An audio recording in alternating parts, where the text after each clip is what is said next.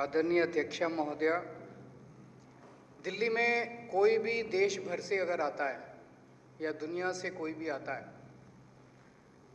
वो दिल्ली के स्कूल देखने जाता है, दांतों तले उंगली दबा लेता है कि ऐसे भी सरकारी स्कूल हो सकते हैं।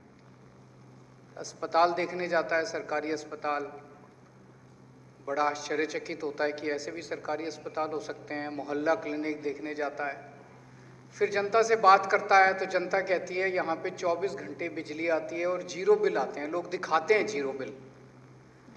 75 साल हो गए आज़ादी को, आज तक देश में किसी भी राज्य में किसी के भी जीरो बिल नहीं आए। पहली बार जीरो बिल आ रहे हैं कि 24 घंटे बिजली आती है और जीरो बिल आते हैं। फिर जब वो दिल्ली में घूमता है तो सड़कों पे चारों तरफ गंदगी, गंदगी, कूड़े के पहाड़। बहुत दुख होता है कि हम दिल्ली को साफ नहीं कर पाए। बहुत मन होता है कि काश अगर हमारे पास एमसीडी होती तो हम दिल्ली को साफ कर देते।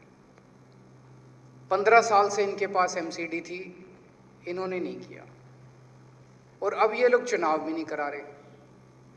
मतलब जो सरेआम गुंडागर्दी होती है, लफंगई होती है, वो मचा रखी है इन्होंने कि काम हम भी नहीं करेंगे और तुमको भी नहीं करने देंगे, और देखते हैं दिल्ली कैसे साफ होती है। दिल्ली वालों से बदला निकाल रहे हैं। एक इनके सीनियर नेता से मैं पूछ रहा था, मैंने कहा ये कोई इतनी बड़ी बात थोड़ी है दिल्ली को साफ करना, क्यों नहीं करते? कहते दिल्ली के सफाई कर्मचारी कामचोर हैं। बीजेपी वाले कहते हैं कि दिल्ली के सफाई कर्मचारी कामचोर हैं। दिल्ली के सफाई कर्मचारी कामचोर नहीं है, तुम चोर हो, तुम डाकू हो। पहले इसी तरह की गंदी भद्दी गालियां ये लोग टीचरों को दिया करते थे, सरकारी टीचरों को, डॉक्टरों को दिया करते थे। कहते थे दिल्ली के टीचर पढ़ाते नहीं है, निकम्मे हैं। टीचर आते हैं, पेड़ों के नीचे बैठे रहते हैं। वही टीचर हैं, हमने तो टीचर बदले नहीं। 60,000 टीचर हैं, वही टीचर हैं, हमने तो बदले नहीं, और इन्होंने क्रांति करके दिखा दी। वही डॉक्टर हैं, वो तो हमने बदले नहीं, इन्होंने हम क्रांति करके दिखा दी।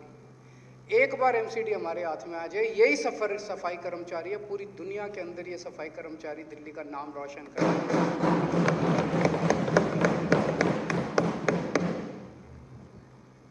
ये फंड्स का रोना रोते रहते हैं, दिल्ली सरकार फंड नहीं देती, दिल्ली सरकार फंड नहीं देती, दिल्ली सरकार ने फंड रोक रखे हैं।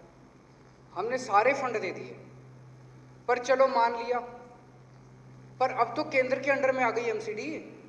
अब तो हमारा फंड देना बनता ही नहीं है। अब तो सारा फंड केंद्र ने देना है, सेंटर ने देना है। सेंटर जब बिल लाई थी तो बोले थे भाई दिल्ली सरकार ने बड़ा सौतेला व्यवहार कर रखा है, अब हम अपने अंडर में ले रहे हैं। तो सेंटर ने अपने अंडर में ले, अब ले लो फंड। अब हमारे पास किस लिए आ रहे हो? अब किस लिए गाली दे रहे हो? अब तो कुछ करके दिखा दो, अब सेंटर से लाओ फंड। अभी भी तनख्वाह नहीं दे रहे सफाई कर्मचारियों को, अभी भी उनके कर्मचारियों को ना तनख्वाह मिल रही ना फंड मिल रहा। लाओ अब सेंटर से फंड। अब तो दिल्ली सरकार का कोई रोल ही नहीं है, कोई फंड नहीं देना हमको, सारा फंड लाओ अब सेंटर। अभी भी कुछ नहीं काम कर रहे। ये चुनाव नहीं कराएंगे। क्यों नहीं कराएंगे?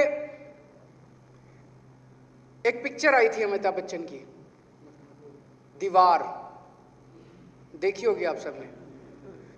उसमें अमिताभ बच्चन और शशि कपूर आपस में बात कर रहे हैं। मेरे पास क्या है? अमिताभ बच्चन कहता है तेरे को क्या मिला अपने असूलों से? मेरे पास धन है, दौलत है, ऐश्वर्य है, बंगला है, गाड़ी है। तेरे पास क्या है? शशि कपूर कहता है मेरे पास मां है। आज ये बीजेपी वाले धमकी दे रहे हैं दिल्ली के लोगों को, सरेआम धमकी दे रहे हैं दिल्ली के लोगों को। कहते हैं हमारे पास ईडी है, इनकम टैक्स है, सीबीआई है, दिल्ली पुलिस है, सारी दौलत है, इतने बड़े बड़े हर डिस्ट्रिक्ट में ऑफिस हैं। तुम्हारे पास क्या है? तो दिल्ली की 2 करोड़ जनता एक साथ बोलती है हमारे पास हमारा बेटा केजरीवाल है।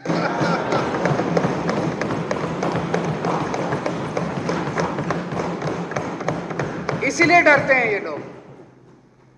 वो गली का गुंडा होता है ना, जाता है किसी के घर में, तेरे लड़के को बाहर निकाल, जनता कह रही है खबरदार तुमने केजरीवाल को हाथ लगाया।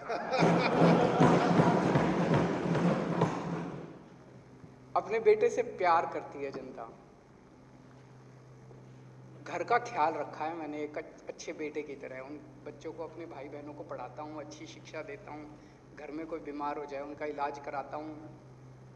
इसलिए ये कभी चुनाव कराएंगे ही नहीं। इनको पता है कि दिल्ली की जनता दिल्ली की जनता हमेशा अपने बेटे और अपने भाई के साथ खड़ी होगी। अब इन्होंने नई धमकी देनी शुरू कर दी बीजेपी वालों ने, आप लोगों ने भी सुना होगा, खूब चल रहा है कि दिल्ली में अब अगले असेंबली चुनाव ही नहीं होंगे। कह रहे अब फुल यूनियन टेरिटरी बनाएंगे दिल्ली को।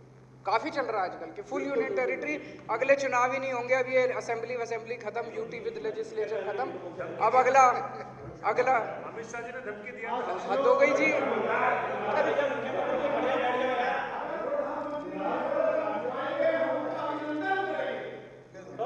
ये लो